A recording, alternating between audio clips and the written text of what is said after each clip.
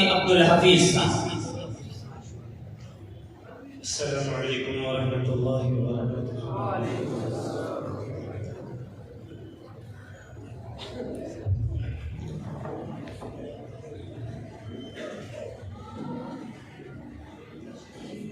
الحمد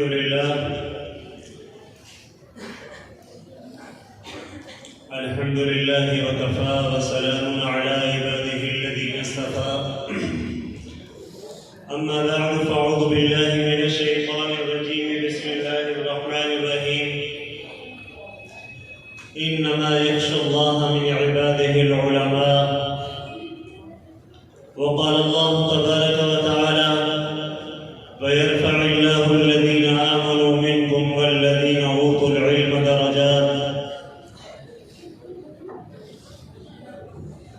وقال الله تبارك وتعالى في مقام آخر إنا نحن نزلنا الذكر وإنا له لحافظون، سبحان ربك رب العزة عما يصفون وسلام على المرسلين والحمد لله رب العالمين۔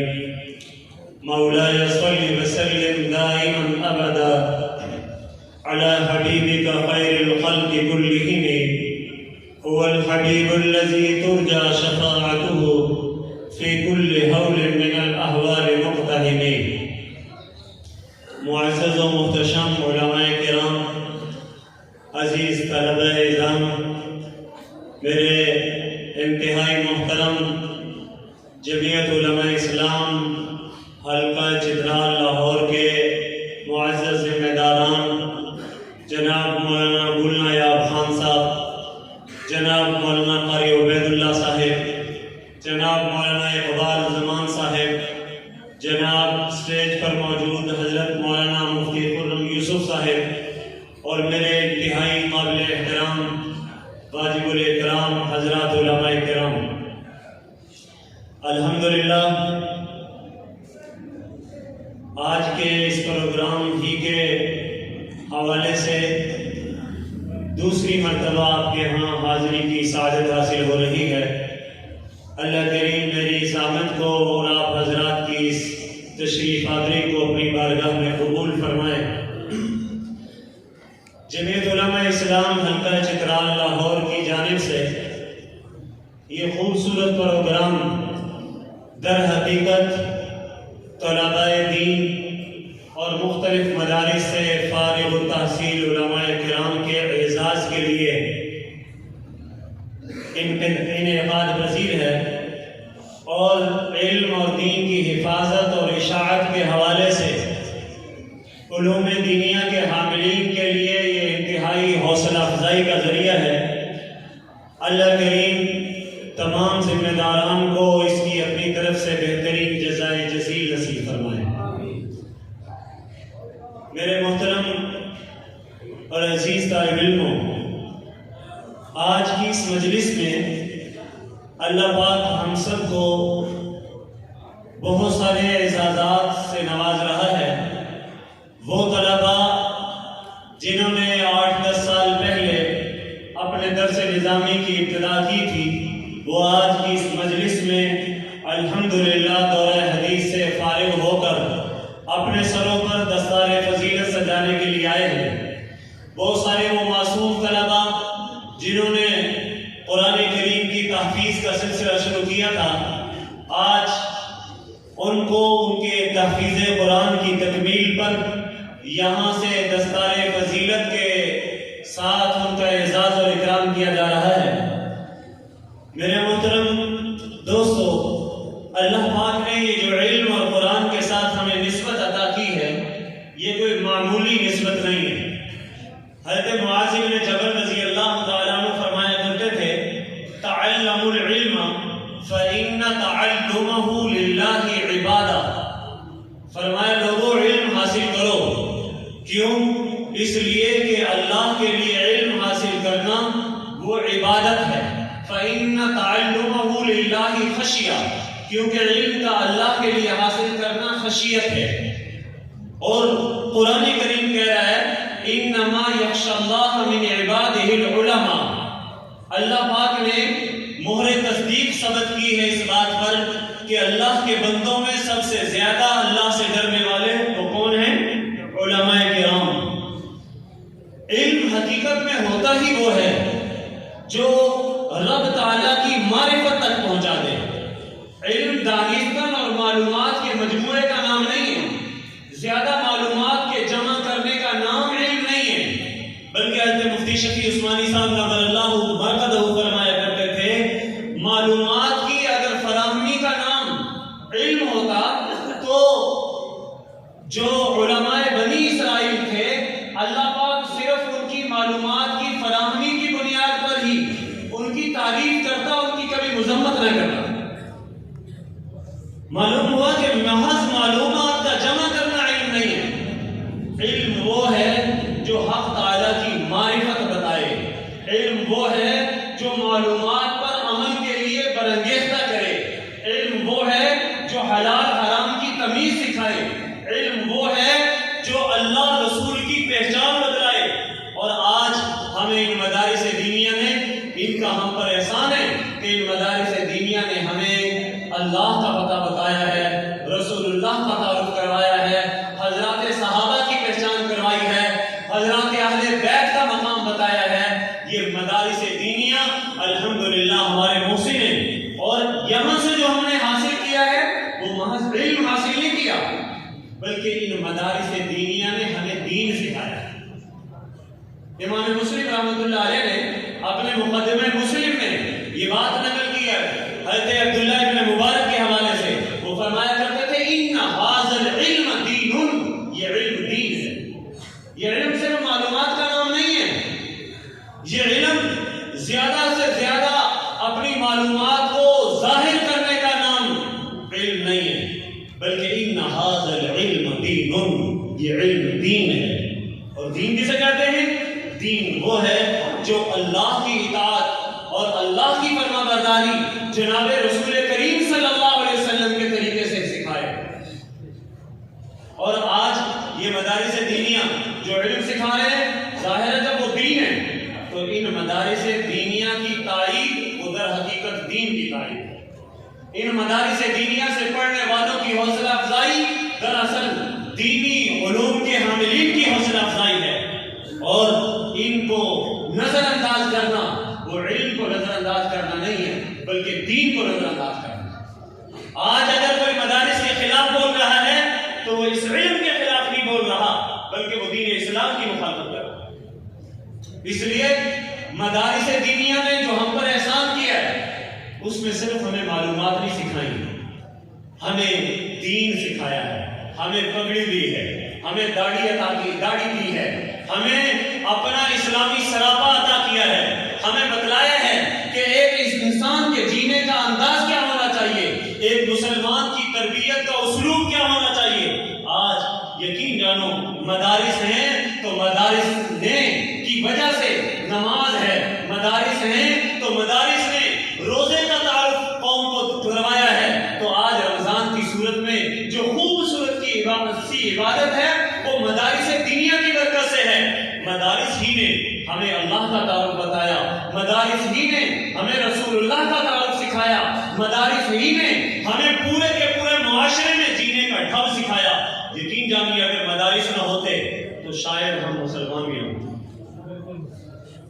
ان مدارس آج جگہ جگہ محلوں میں مسجدیں اگر قائم ہیں، وہاں پر علماء کرام درس قرآن دے رہے ہیں، درس حدیث دے رہے ہیں، قوم کے اندر شعور اور آگاہی پیدا کر رہے ہیں۔ یہ میرے مدارس دینیہ کی محنتوں کا ثمرہ ہے، مدارس دینیہ کا صدقہ ہے۔ آج ان مدارس نے جو ہمیں اعزاز عطا کیا ہے، ہم ان مدارس کو انتہائی عقیدت سے سلوٹ پیش کرتے ہیں، اور ہم عہد کرتے ہیں ہم اپنی مادر علمی کے جو مراکز ہیں، ہماری دینی درسگاہیں ہیں، جو ہماری علم کے حوالے سے علمی مائیں ہیں، انشاءاللہ جب تک جسم میں جان ہے، سانس میں سانس ہے، ہم انشاءاللہ ان کے ساتھ وفاداری کریں گے۔ اور ظاہر ہے عالم ہیں، علماء حفاظ بن رہے ہیں۔ حضرت شیخ الہند رحمہ اللہ نے جو تحریک ایک دی تھی، اور حجت الاسلام مولانا قاسم نانوتوی رحمۃ اللہ علیہ نے جو دارالعلوم دیوبند قائم کیا تھا، اس کے پیچھے صرف اپنی عبادات اور اپنی معلومات کو محفوظ کرنا نہیں تھا، وہاں پر جب دیکھا کہ ایسٹ انڈیا کمپنی کے نام سے آنے والے انگریزوں نے ہمارے کلچر کو تبدیل کرنا شروع کر دیا ہے، ہماری تہذیب کو مٹانا شروع کر دیا ہے، ہماری معاشرت کا خاتمہ کرنے کا پلان اور منصوبہ بنا لیا ہے، تو اس وقت حجت الاسلام مولانا قاسم نانوتوی رحمۃ اللہ علیہ اور ان اکابرین امت کے دماغ میں جو بات آئی تھی کہ اگر ہم اپنی اسلامی معاشرت کو محفوظ کرنا چاہتے ہیں تو اس کے لیے ہمیں مدارس کا نظام قائم کرنا ہوگا۔ تو اس مدرسے کا مقصد وہ اپنے اسلامی تہذیب کو بچانا تھا، اپنی اسلامی معاشرت کا تحفظ تھا، اپنی اسلامی اقدار کا دفاع کرنا تھا۔ آج اگر ہم ان مدارس سے علم کو حاصل کریں لیکن اپنے معاشرے میں اسلامی اقدار کا تحفظ نہ کر سکیں، اسلامی معاشرت کی بقا کی جنگ نہ لڑ سکیں، تو یقین جانو ہم نے مدارس کی بنیاد رکھنے کی جو اصل روح تھی اس کے ساتھ ہم وفاداری کرنے والوں میں شامل نہیں ہوں۔ میرے محترم دوستوں، میرے عزیز طلبا، آج جن کے سروں پہ یہ دستار فضیلت سج رہی ہے وہ ایک بہت بڑی ذمہ داری کا بوجھ آج سے ان کے سروں پہ آ رہا ہے کہ ہمارے اکابر نے جس طرح اسلام کی بقا کی جنگ لڑی ہے، دین کی بقا کی جنگ لڑی ہے، دین کی بقا کے لیے مدارس کا سلسلہ قائم کیا ہے، تعلیم و تعلم کا سلسلہ قائم کیا ہے۔ آج اگر میں کسی حجرے میں جا کے بیٹھ جاؤں، مسجد میں اپنی ذمہ داریوں کو نبھانے کی فکر کر لوں اور اسلامی معاشرے سے بیگانہ ہو جاؤں اور یہ کہوں کہ جناب یہ تبلیغ والوں کا کام ہے، یہ جمعیت والوں کا کام ہے، یہاں کے اسلامی اقدار کا تحفظ کرنا یہ سیاسی لوگوں کا کام ہے، تو یقین جانے جو ہم نے 8-10 سال مدرسے کے ٹکڑے کھائے ہیں ان مدرسے کے ٹکڑوں کی نمک حلالی نہیں ہوگی بلکہ نمک حرامی ہوگی۔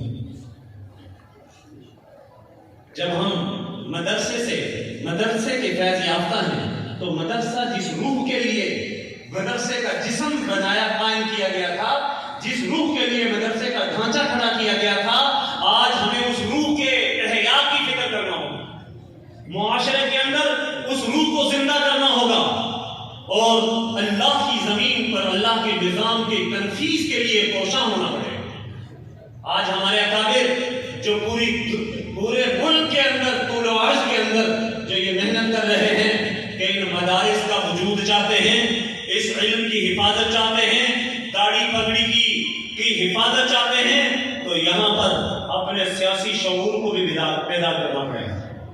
حضرت مولانا ابو الحسن الندوی نبر اللہ مرقدہ نے بڑی عجیب بات ارشاد فرمائی تھی، فرمایا تھا اگر اس قوم کا سیاسی شعور بیدار نہ کیا گیا، ان کو عبادت، نماز، روزے، حج کی طرف تو لگا دیا گیا لیکن ان کا سیاسی شعور بیدار نہیں کیا گیا۔ سیاسی شعور کیا ہے کہ جو خطہ ہم نے لا الہ الا اللہ کے لیے دیا ہے اس کے اوپر لا الہ الا اللہ کا نظام بھی آنا چاہیے۔ دھرتی رب کی ہے تو نظام بھی رب کا آئے، گھر آپ کا ہے تو آپ چاہتے ہیں مرضی آپ کی چلے، میری مرضی وہاں پر آپ کو قابل قبول نہیں ہے۔ گھر میرا ہو تو میں اپنے گھر میں آپ کی مرضی کو برداشت کرنے کے لیے تیار نہیں ہوں۔ کیوں نہیں؟ اس لیے کہ میں سمجھتا ہوں گھر کا مالک میں ہوں تو مرضی میری چلے گی۔